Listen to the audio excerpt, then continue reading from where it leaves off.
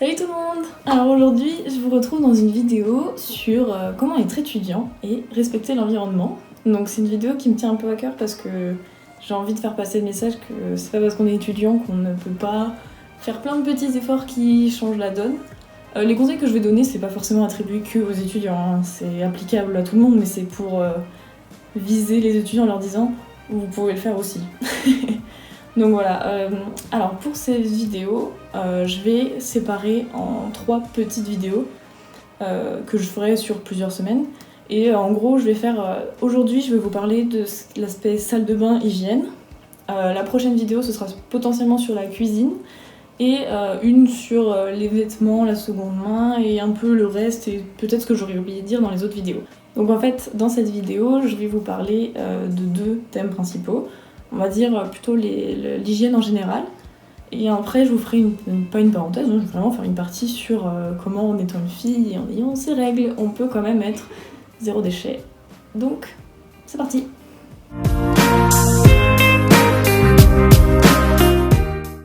Donc, en tout premier, un conseil tout bête, simple, efficace, très facile à appliquer. Achetez des cotons-tiges avec un bâtonnet en carton plutôt qu'un bâtonnet en plastique. C'est un truc qui est bête comme tout, mais que beaucoup de gens ne font pas par réflexe en fait. Et en fait, c'est tout bête parce que c'est vraiment un petit truc qui change tout. Parce que ça fait tout de suite des déchets beaucoup moins graves parce que le plastique par rapport au carton, c'est quand même vraiment pas top. Et si vous voulez même passer à l'étape au-dessus et être vraiment zéro déchet, vous pouvez passer à l'auriculi. Je vais mettre une petite photo de ce que c'est si vous connaissez pas. En gros, c'est un petit bâtonnet en bois avec un embout d'une forme un peu spéciale. Et ça permet de se nettoyer les oreilles et vous avez juste après à nettoyer avec de l'eau et du savon et on n'en parle plus. Et là vraiment c'est zéro déchet, tout est bien, c'est efficace. Je commence à m'y mettre petit à petit. D'ailleurs j'ai pas fait vraiment de disclaimer en disant que c'est pas parce que je donne tous ces conseils que je suis parfaite et que je les applique tous à la lettre et que non, je suis pas parfaite. Je ne fais pas encore tout incroyablement bien. Je fais beaucoup d'efforts et il faut savoir que j'ai fait tous ces petits conseils, je les ai réalisés moi-même, mais par transition en fait, par étapes. C'est-à-dire que j'ai pas tout changé du jour au lendemain. Par exemple, un jour je me suis mis à utiliser ça, et un tout petit peu plus tard j'ai commencé à utiliser ça, et c'est en fait c'est petit à petit que j'ai réussi à me faire vraiment, je pense, des petites habitudes plutôt pas mal pour l'environnement. Donc voilà, je peux passer à la suite. Les cotons réutilisables en tissu. C'est maintenant, on n'a plus d'excuses, on en trouve partout, genre partout. Mais le mieux, c'est forcément quand c'est fait par des petits artisans français, c'est encore mieux forcément, mais vraiment on peut en trouver absolument partout et c'est tout bête comme utilisation. Et voilà, genre c'est, comment dire, c'est juste zéro déchet et facile à appliquer. Moi ça fait un petit moment déjà que j'achète plus de coton classique. Je pense depuis le lycée, je dirais genre terminale, donc ça va faire quand même 3-4 ans que j'ai pas acheté de vrai coton. Et moi j'ai même une option supplémentaire dont je voudrais vous parler, c'est pour me démaquiller. J'utilise de l'huile de coco. Donc en gros j'ai un gros pot en verre d'huile de coco, il y en a beaucoup. Franchement c'est hyper rentable parce que vraiment le pot il fait 1000 ans parce que j'utilise quasiment rien pour me démaquiller. J'ai piqué un vieux pot de crème fini à ma maman et comme ça j'en ai mis un petit peu dedans et comme ça à chaque fois que je me déplace ou voilà, je peux en mettre juste un tout petit peu, comme ça j'ai la quantité qu'il me faut et je peux l'emmener partout, donc c'est hyper facile. Ça enlève tout. L'huile de coco, comme c'est gras, tout ce qui est waterproof, je ne mets que du mascara waterproof, ça enlève tout. Et ça respecte la peau puisque c'est un produit que tu peux pas faire plus naturel. Moi je prends de l'huile de coco bio en plus, vraiment pour essayer d'être le plus parfait possible on va dire. Et vraiment, c'est trop bien, ça marche trop bien en fait, juste... voilà, donc j'en prends juste un tout petit peu sur le bout de mes doigts, donc c'est solide, hein, l'huile de coco à notre température, bon, sauf s'il fait chaud l'été, vraiment c'est solide, donc j'en prends juste un tout petit peu, et je mets sur mes yeux, et je frictionne on va dire, et en gros ça fait fondre un peu l'huile de coco, et ça permet de tout enlever, bon après on ressemble à un panda, hein, mais voilà, et du coup après moi je prends un gant de toilette, je prends un petit peu d'eau, un petit peu de savon, hop, plus rien. Donc j'utilise même plus de coton réutilisable maintenant parce que je fais tout au gant, parce que je trouve ça plus pratique, c'est plus grand, tout ça. Mais c'est vrai que même quand je vais me déplacer en vacances, par exemple, je prendrais peut-être plus des cotons parce que ça prend moins de place et c'est pratique. Mais en tout cas, il y a des démarches plus éco-responsables pour se démaquiller qui sont hyper efficaces et trop bonnes pour la peau. Et je fais un coucou à Apolline parce que c'est Apolline qui m'avait parlé de cette technique de démaquillage et depuis, je n'ai plus jamais fait autre chose. C'est vraiment la meilleure technique. Voilà, donc dites-moi en commentaire si jamais un jour vous testez et ce que vous en pensez. Parce que le peu de copines à qui j'en avais déjà parlé, je crois que c'est testé et approuvé encore une fois et que maintenant elles font comme ça aussi. Donc vraiment, meilleure technique. Ensuite, on va parler des produits solides. C'est pas nouveau, on en parle beaucoup. Mais moi, je voulais vous parler aussi d'Aromazone. Mon Dieu, depuis que j'ai découvert Aromazone, c'est-à-dire que je ne vis que de ça. Je sais qu'il y en a qui ont critiqué un petit peu. Bah, moi j'en suis très contente. Donc si vous connaissez pas, c'est une enseigne, en fait une boutique, dans laquelle vous pouvez trouver absolument tout ce qu'il vous faut pour faire vos cosmétiques maison. Cosmétiques, entretien, hygiène, beauté, tout ce que vous voulez. Ils ont tout. Ils ont des huiles essentielles, ils ont toutes les huiles possibles, ils ont tout. Il y a les ustensiles, il y a les contenants, il y a les recettes. J'adore. Vraiment, je suis complètement fan de ce magasin. Depuis que j'ai découvert, j'ai envie de faire absolument tout moi-même. Et voilà, bon, je fais pas encore tout moi-même, voilà, je suis encore en transition, hein, comme je vous ai déjà dit, mais franchement, si vous avez l'occasion, souvent on trouve les boutiques dans les printemps, et si vous avez l'occasion, les boutiques sont trop belles, celle de Strasbourg, elle est vraiment trop mimi. J'ai vu celle de Lille aussi, un petit peu moins mimi, si je peux me permettre, mais franchement, vous trouvez tout ce qu'il vous faut, c'est vraiment trop bien. Surtout que si vous faites un compte client, vous avez souvent des bonnes promotions, et donc ça vaut trop le coup. Et du coup, moi, qu'est-ce que j'utilise comme produit solide finalement je teste des shampoings, mais j'avoue que j'ai pas encore trouvé celui qui correspond à mes cheveux parce que j'ai des problèmes de cuir chevelu et tout.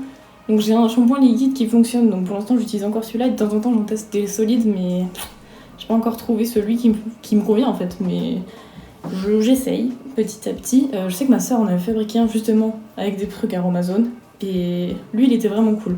Il était pas parfait, mais franchement, faudrait que je le pique. Je sais plus où il est, mais faut que je lui pique parce qu'il est vraiment trop bien. Sinon, le déodorant solide. Depuis que j'ai découvert ça, je n'ai plus jamais remis d'autres déodorants. En fait, c'est un jour ma soeur qui arrive et qui fait tiens, teste ça, j'ai fabriqué mon déodorant toute seule. Teste et dis-moi ce que t'en penses. La révélation. C'est-à-dire que vraiment, t'en mets un tout petit peu, t'étales quoi. Et rien de toute la journée. C'est incroyable. Alors oui, il n'y a pas l'odeur florale, tout ça, mais franchement, il n'y a juste pas d'odeur, c'est trop bien. Et ça marche vraiment trop bien. Alors j'ai pas une transpiration excessive, je sais qu'il y a beaucoup de gens qui transpirent vraiment beaucoup. Je sais pas si ça marche pour ce point, enfin quand on en est à ce point-là, mais je sais que pour une transpiration classique, on va dire, en tout cas ça marche hyper bien, genre vraiment c'est trop bien. Et la recette est super simple, je vous la mettrai en barre d'infos.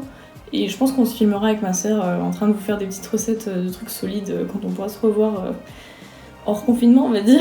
Mais ouais, on vous fera ça parce que c'est tout simple et ça nous a changé la vie.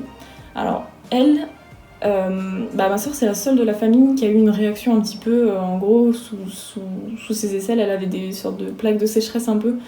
Donc, elle en a testé d'autres, elle en a acheté des déodorants solides qui sont un tout petit peu moins efficaces, mais qui lui font pas du tout cette réaction. Donc voilà, en fait c'est comme tous les produits, hein. Il faut essayer et il faut trouver les produits qui vous conviennent finalement. C'est pas le fait que ce soit solide qui a fait que elle a mal réagi en fait, c'est juste que ça dépend des produits, des corps, tout ça, donc voilà. Et aussi tout simplement le savon pour les mains. C'est tout simple, c'est classique, mais ça permet de faire du zéro déchet et ça marche très très bien.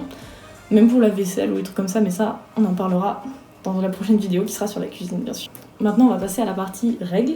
Et je vais vous expliquer comment et pourquoi j'ai changé un petit peu toutes ces habitudes. Parce qu'il faut savoir que nous, on nous vend toujours, quand on est jeune, les serviettes et les tampons classiques que tout le monde utilise et qui sont non seulement mauvais pour la planète, parce que ça fait beaucoup de déchets, mais aussi mauvais pour nous. Et c'est ça le pire de tout finalement, c'est que c'est pas bon, c'est plein de produits toxiques et ça, on ne le sait pas forcément au début. Donc moi j'ai commencé à en entendre parler par ma sœur qui a vu une vidéo sur YouTube d'une fille qui parlait de la cup et qui disait que c'était incroyable, que ça lui avait changé la vie, tout ça.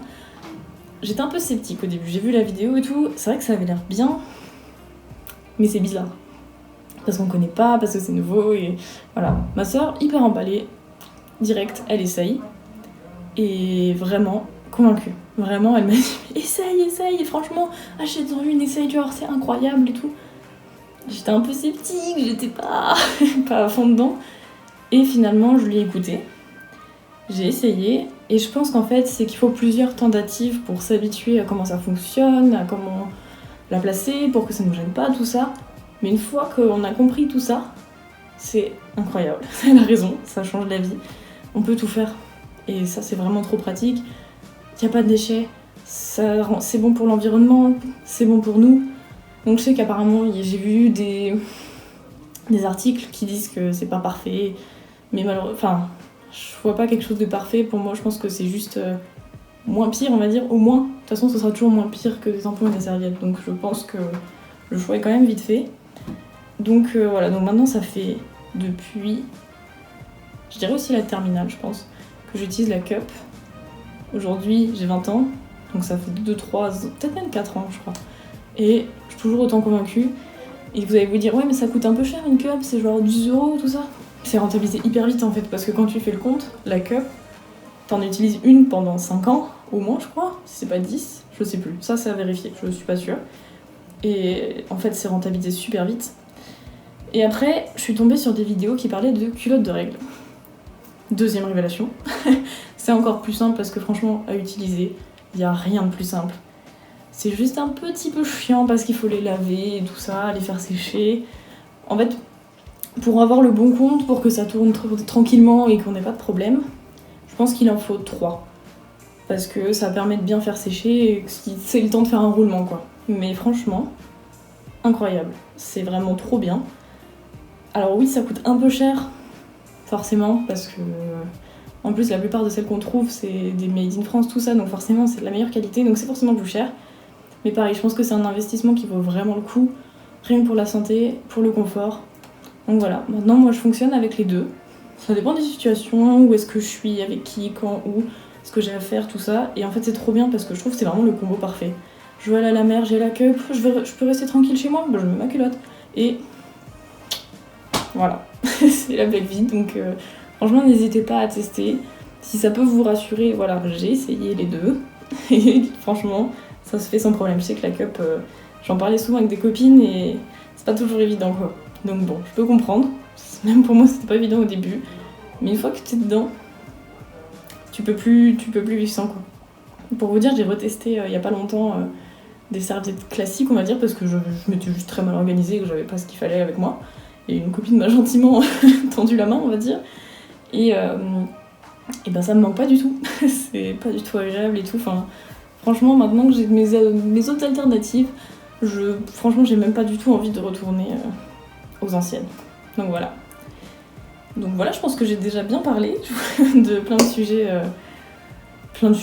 Et je pense que ça devrait pas être tabou d'ailleurs, tous ces sujets, parce que même pour les hommes, enfin, savoir comment nous on vit, comment on essaye de trouver des petites combines pour essayer de rendre toutes ces périodes un peu chiantes plus faciles, tout ça. Donc voilà, moi ça me gêne pas d'en parler. Je pense que ça ne devrait gêner personne. Donc voilà, je vous partage mon expérience. Donc sur ce, je vous fais des gros bisous. Je vous donne rendez-vous dans une très prochaine vidéo. J'en ai déjà quelques-unes, des petites idées, tout ça, j'ai plein de choses. Donc voilà, juste le temps des fois qui manque un petit peu, mais on va y arriver. Donc voilà. Je vous fais des gros bisous et n'hésitez pas à me dire en commentaire ce que vous avez pensé de la vidéo, si vous avez d'autres conseils, si vous voulez que j'approfondisse d'autres points dans de prochaines vidéos, n'hésitez pas, je suis ouverte à tous les commentaires, donc des gros bisous et à bientôt.